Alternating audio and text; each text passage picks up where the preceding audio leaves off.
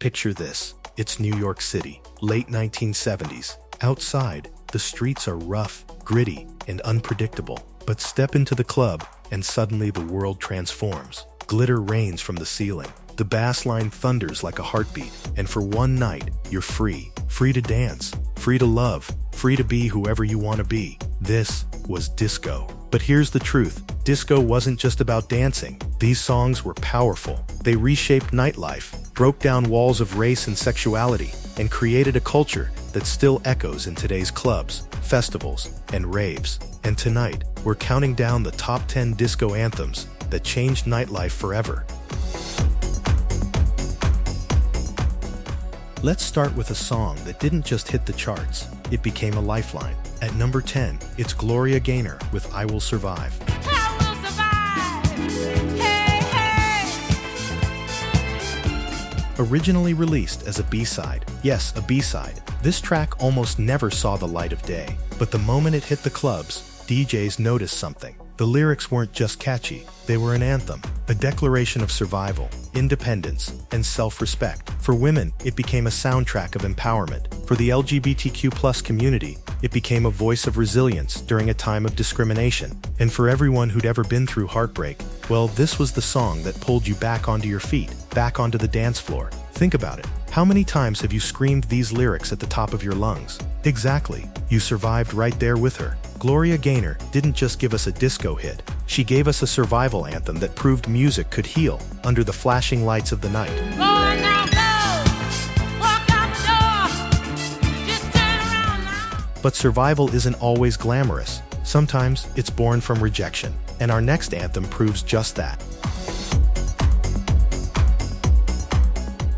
Number 9 takes us straight to Studio 54, but not on the guest list. Imagine this. It's New Year's Eve, 1977. Nile Rodgers and Bernard Edwards, the masterminds behind Chic, are invited to the hottest nightclub in the world. They show up, only to be denied at the door. Can you believe that? Chic turned away, furious. They went home, picked up their guitars and started jamming. Their original hook was a little less family-friendly. Let's just say it went, off. But with some polish, it became, freak out. And just like that, Le Freak was born. Freak out. Le freak. Say chic. Freak out. Le Freak exploded. It sold millions, became Atlantic Records' biggest selling single ever at the time, and turned every disco floor into a frenzy. But more than that, it captured the essence of disco nightlife, the thrill, the exclusivity, the attitude of a velvet rope culture where music was your only passport in. Ironically, the very rejection that humiliated Chic at Studio 54 gave birth to a track that defined the club itself. Life's funny like that, right? Sometimes the greatest disco anthems come from the darkest dance floor moments. It's called a freak. They're doing it night and day. Quick question for you. If you were stuck outside Studio 54 in the 70s, would you sneak in, bribe the bouncer, or just start your own party in the street? Tell me down in the comments. I want to see who the real disco rebels are. Now, while Chic gave us the soundtrack to exclusivity, our next anthem made sure everyone, absolutely everyone, got down tonight. Before disco went global, before it became all sequins and velvet ropes, there was a sound that made people smile, sweat, and move without hesitation. At number 8, it's Y.M.C.A and the Sunshine Band with Get Down Tonight.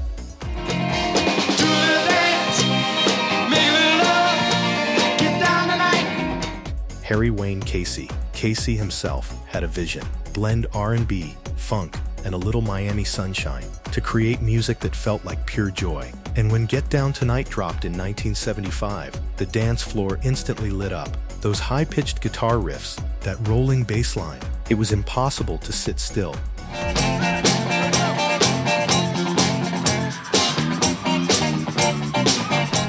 Unlike the sleek exclusivity of New York clubs, this was Miami disco. Bright, playful, welcoming. Y.M.C.A and the Sunshine Band's tracks were designed for everyone. Young, old, rich, poor. If you had rhythm, you belonged on that floor. And honestly, isn't that what disco's all about? Not judging, not gatekeeping, just getting down tonight. With Get Down Tonight, Casey and the Sunshine Band created one of the first disco tracks to top the Billboard Hot 100, proving disco wasn't just a New York thing. It was a nationwide, soon-to-be global, movement. But while Miami gave us sunshine and funk, New York gave us something else, a Saturday night fever that the whole world caught. Number 7 is one of those songs that became bigger than the band, bigger than the charts. It became a cultural explosion. Of course, it's the Bee Gees with Stayin' Alive. Stayin' alive, stayin' alive. We the city breaking and everybody shaking and we're stayin' alive, stayin' alive. Here's the wild part. The Bee Gees didn't even set out to become disco kings. They were a pop rock group, struggling to adapt in the mid-70s. But when they teamed up with the producers of Saturday Night Fever, magic happened. Stayin' Alive wasn't just a song. It became the heartbeat of disco. That steady four-on-the-floor beat, Barry Gibb's falsetto soaring above it all. It captured the spirit of survival in a tough city. And let's be honest, when John Travolta strutted down that Brooklyn street with paint cans in his hand, the whole world wanted to strut too. Tell me, did you ever try that strut at least once? Be honest. I know I did. The Saturday Night Fever soundtrack went on to sell over 40 million copies, and disco, for better or worse, became a global mainstream phenomenon. Some critics hated it, sure, but on the dance floor, nobody cared. Stayin' Alive was survival, rhythm and style all rolled into one.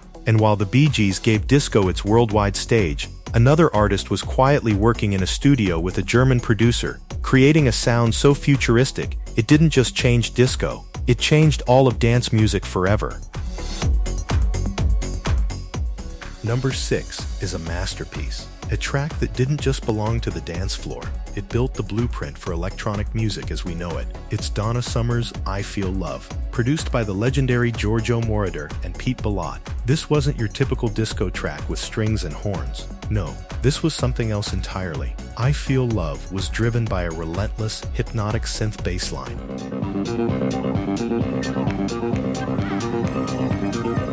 One of the first fully electronic disco hits ever made. When Brian Eno first heard it, he ran to David Bowie and said, "This track is the sound of the future." And he was right. You can hear its DNA in house, techno, EDM.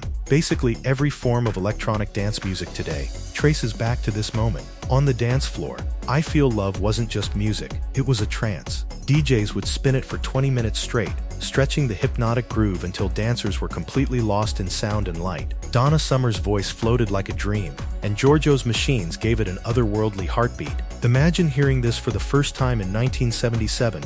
No one had ever felt electronic bass hit like that before. If you were on that floor, your mind was blown. Donna Summer was crowned the queen of disco, and with I Feel Love, she didn't just rule the clubs, she lit the path to the entire future of nightlife.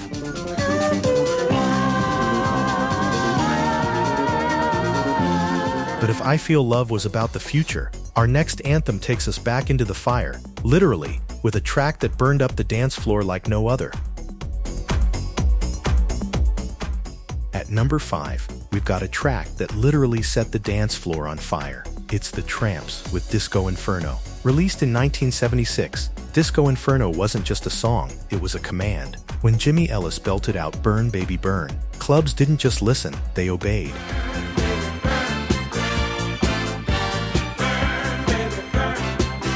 The energy of this track was uncontrollable, like gasoline poured straight onto the nightlife scene. Of course, it got its biggest moment 2 years later when it was featured on the Saturday Night Fever soundtrack. Suddenly, it wasn't just a Philly club hit, it was a worldwide anthem. And in true disco fashion, it brought together everyone under one roof, united by the flames of rhythm. Let me know, have you ever actually tried dancing to this one without breaking a sweat? Impossible. This song is a workout before gyms even played music. More than a hit, Disco Inferno embodied the spirit of disco nightlife, explosive, communal, and just a little bit dangerous. On any given night with this track on, the club felt unstoppable, like it could burn all night and never burn out.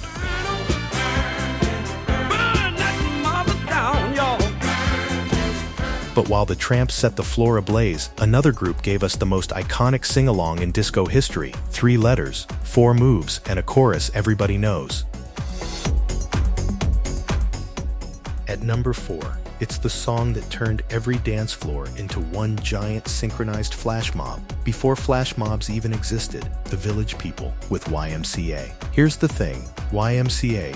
wasn't supposed to be a cultural juggernaut. It was cheeky, campy, and playful. It's fun to stay at the Y.M.C.A. It's fun to stay at the Y.M.C.A. But in 1978, something about it just clicked. Maybe it was the instantly recognizable chorus. Maybe it was the choreography that everyone, from kids to grandparents, could do. Either way, once that Y went up in the air, the world followed. On the surface, it was fun, silly, and family-friendly. But underneath, Y.M.C.A. was also a sly nod to queer culture and safe spaces. The Young Men's Christian Association was known in New York as a place where gay men could meet discreetly. So when the Village People, a band that leaned fully into camp and parody, sang about it, they were in on the joke. And so was the disco community. That's disco's magic, right? A track that your grandma could dance to at a wedding. And at the same time, it carried coded messages of freedom and identity for the people who needed it most. And today, decades later, Y.M.C.A. is still unavoidable. Sports stadiums, parades, parties, the second it drops, everyone knows what to do.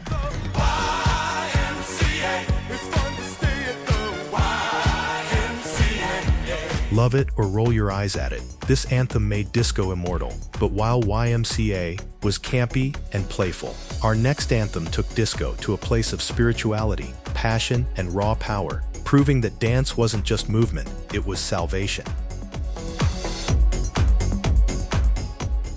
Sliding into number 3, it's Earth, Wind & Fire teaming up with the Emotions to deliver one of disco's most electrifying tracks, Boogie Wonderland. Released in 1979, this wasn't just a dance song, it was a full-on sonic universe. Those horns, explosive, the rhythm section, relentless, and the Emotions vocals, pure ecstasy. Together, they transformed disco from a club soundtrack into something spiritual, almost religious. Midnight brings so slowly into hearts of men who need The lyrics told a deeper story too.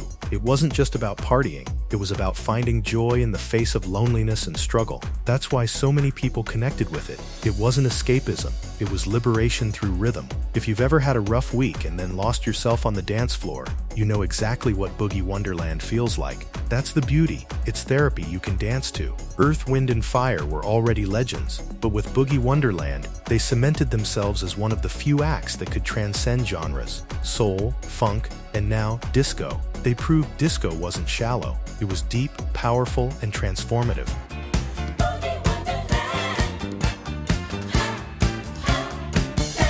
And as the horns fade and the floor calms down, we move into our top 2. One gave a voice to freedom and identity. The other changed the DNA of music forever.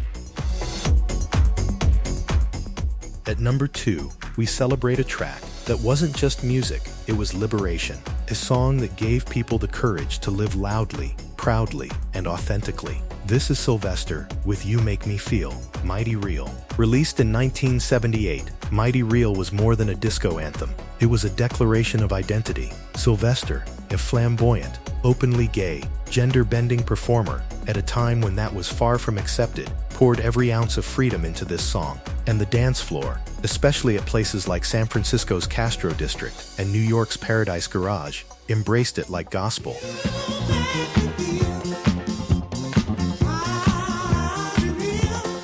The track itself was lightning in a bottle. Powered by Patrick Cowley's groundbreaking synthesizer work, it pushed disco further into the future. But what made it eternal was Sylvester's voice.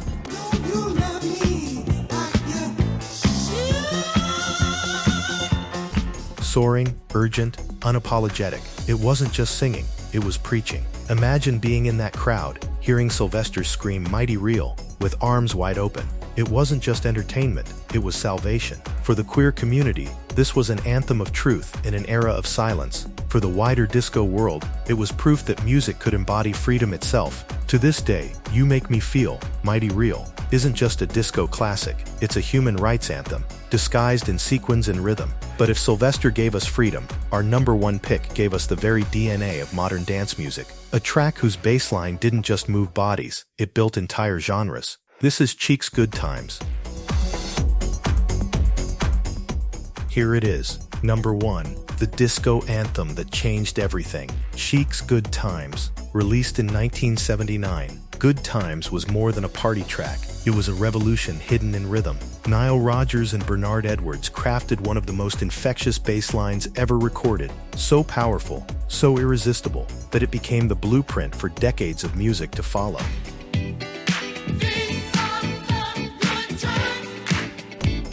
You've heard this bass line 1,000 times, even if you didn't realize it. Why? Because it was directly lifted for the first hip-hop hit ever recorded, Rapper's Delight by the Sugar Hill Gang. I said the hip hop, the hip it to the hip hop, you know. That's right, disco literally birthed hip-hop on the back of this groove. And it didn't stop there. That groove inspired house music in Chicago, techno in Detroit, funk revivals, and yes, even today's EDM festival anthems. Good Times was the spark that lit the entire future of nightlife culture. Think about that. One bass line, recorded in 1979, is still echoing through dance floors across the planet in 2025. That's immortality. And yet, for all its global impact, Good Times was still exactly what the title promised, a track about joy, escape, and living in the moment. That's disco. That's nightlife. That's why it's our #1 disco anthem that changed the world. So there you have it. 10 anthems, 10 turning points, 10 moments when the dance floor wasn't just about music, it was about freedom, identity, and transformation. Disco gave us more than hits. It gave us safe spaces. It gave us revolutions. It gave us memories under flashing lights that still guide the way for today's nightlife. From Berlin to Ibiza, from Chicago warehouses to Vegas festivals. When Gloria Gaynor told us we would survive, when Donna Summer took us into the future, when Chic laid down that immortal groove, they weren't just filling the night, they were shaping culture. Now it's your turn. Which disco anthem changed your life? Which song lit up your dance floor memories? Drop it in the comments, because I want to hear your stories. And don't forget, if you love diving into the legends of the dance floor, hit that like button, subscribe, and keep grooving with us, because the beat never dies. Disco may have been declared dead in 1979, but as long as there's a dance floor, its spirit will live forever.